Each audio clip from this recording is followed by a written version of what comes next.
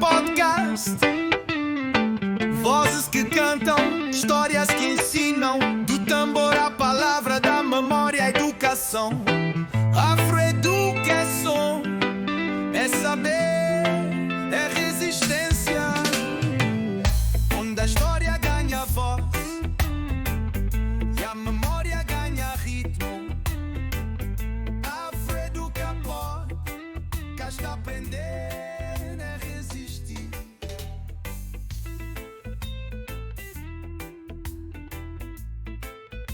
Olá, em nome do Afroeduca Sounds. Bem-vindos e bem-vindas ao Afroeduca Podcast. Olá a todos! Aqui é uma extensão do nosso canal, né?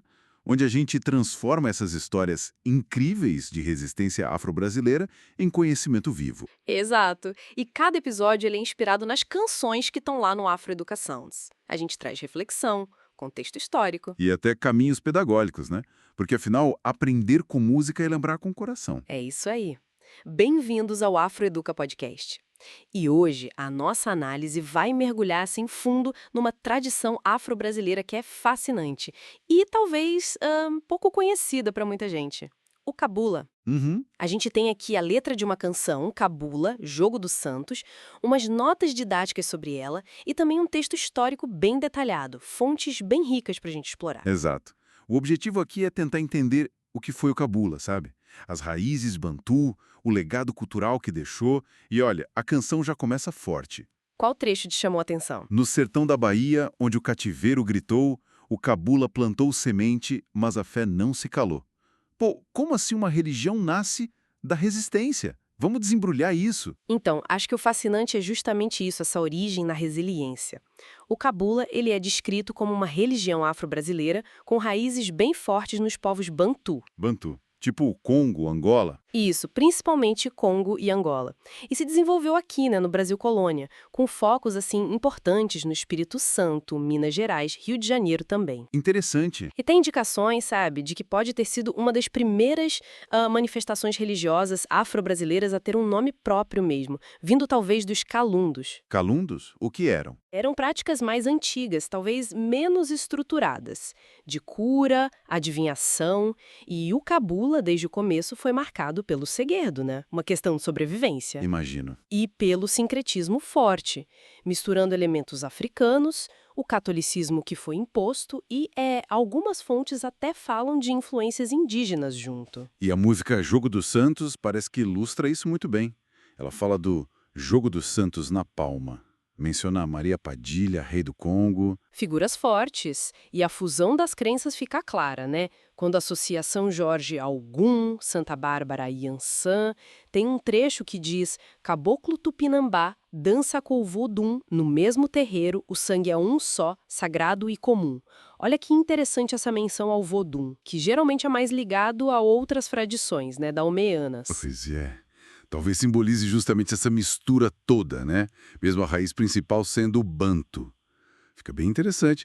E a música descreve rituais. Fala de ganzá, tambor, ervas para defumar. Uhum. Como é que isso bate com o que as fontes históricas dizem?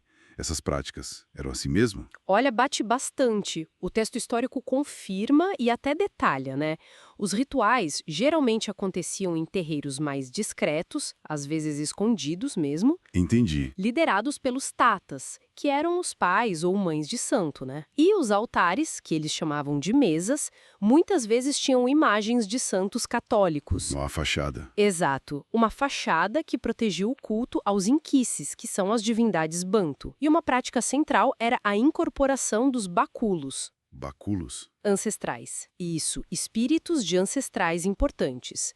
E também se manifestavam entidades que depois ficaram muito conhecidas na Umbanda, Pretos Velhos, Pombagiras, Exos. Nossa, já estavam ali. Já. E usavam pemba, aquele giz sagrado para riscar pontos, Velas, defumações fortes com ervas e as famosas garrafadas. Garrafadas. Poções. Isso, preparações de ervas, um conhecimento botânico profundo, sabe? Usado para cura e também para demanda, para batalha espiritual. Entendi. Se a gente conecta isso tudo, fica clara a importância do segredo, como diziam Deus o sabe. E a resistência também.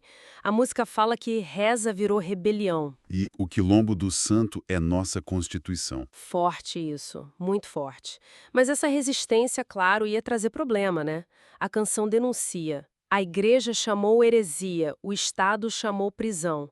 E fala de um evento em 1912, o povo tombou no chão.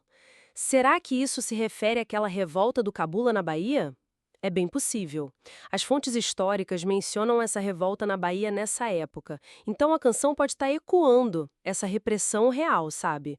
Ou se referindo diretamente a ela. Então, o que isso tudo quer dizer? Que era uma fé que vivia, sob ameaça constante, marginalizada. Com certeza. Historicamente, as práticas do Cabula eram vistas pelas autoridades como feitiçaria, curandeirismo, eram termos usados para criminalizar mesmo, né? Pesado. Mas o Cabula não sumiu sem deixar rastro, de jeito nenhum. Ele influenciou diretamente a formação da Umbanda, inclusive o próprio termo Umbanda Sim. pode ter origem bantu, significando algo como arte de curar, e talvez já circulasse nesses meios cabulistas. Ao longo do século XX, muitos terreiros de Cabula foram absorvidos ou se transformaram, né, viraram Umbanda ou Candomblé Angola. Entendi a aquisição. Hoje, o Cabula, na sua forma original, é considerado praticamente extinto, mas o legado está vivo, na memória, em práticas de outras religiões afro-brasileiras, principalmente, olha só, em Minas e no Espírito Santo. Então, resumindo um pouco, o Cabula surge como essa expressão muito poderosa de fé, de resistência cultural afro-brasileira, vinda da diáspora bantu aqui para o Brasil. Exato. Marcado por sincretismo, pelo segredo para sobreviver e pela perseguição. Mas mesmo que a forma original tenha se diluído, o espírito e as práticas ainda ecoam. Como a música que a gente viu captura tão bem. Perfeito.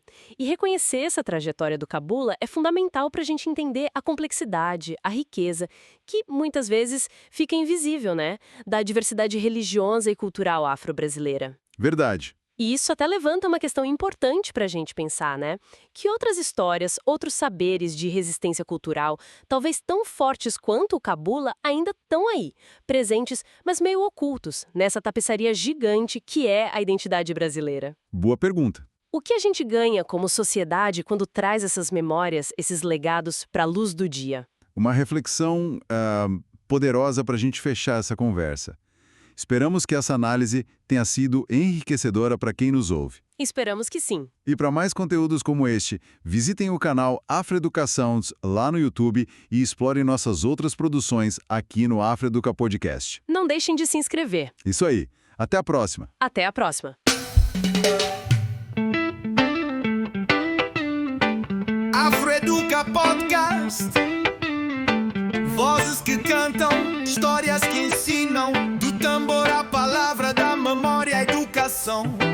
Afroeduca é som, é saber, é resistência. Onde a história ganha voz e a memória ganha ritmo. Afroeduca pode, cá está presente.